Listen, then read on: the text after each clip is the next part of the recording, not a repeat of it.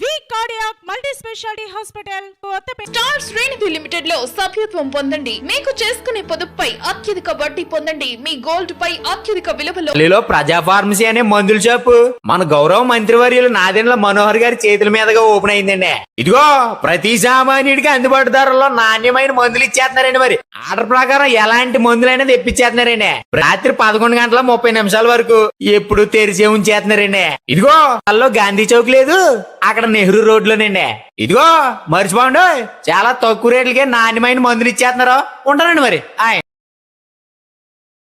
వివాహేతర సంబంధం నేపథ్యంలో తెనాలి రైస్ కాలనీలో ఆంజనేయులు అనే వ్యక్తిని గంగా అనే వ్యక్తి కత్తితో పొడిచాడు. ఆంజనేయులు పరిస్థితి విషమంగా ఉండటంతో తెనాలి ప్రభుత్వ వైద్యశాలకు తరలించారు. నిందితుడు గంగా పరారీలో ఉన్నాడు.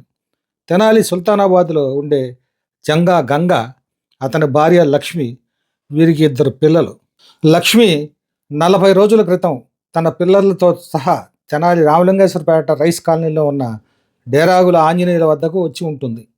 ఈ క్రమంలో రాత్రి సమయంలో గంగా రైస్ కాలనీకి వెళ్ళి ఆంజనేయులపై కత్తితో దాడి చేసి మారణాయుధాన్ని అక్కడే వదిలి పరారయ్యాడు. బాధితుని అత్యవసర చికిత్స నిమిత్తం తెనాలి ప్రభుత్వ ఆసుపత్రికి తరలించారు. పరిస్థితి విషమంగా ఉండటంతో గుంటూరు జిల్లా ప్రభుత్వ వైద్యశాలకు తరలించారు.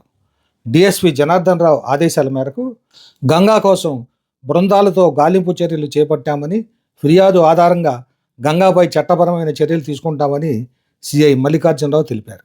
పద్ధతిలో ఉన్నటువంటి రైస్ కాలనీలో స్టాబింగ్ జరిగింది. ఇందులో డేరంగుల ఆంజనేయులు అనే అతన్ని గంగా అనే అతను స్టాబింగ్ చేశాడు.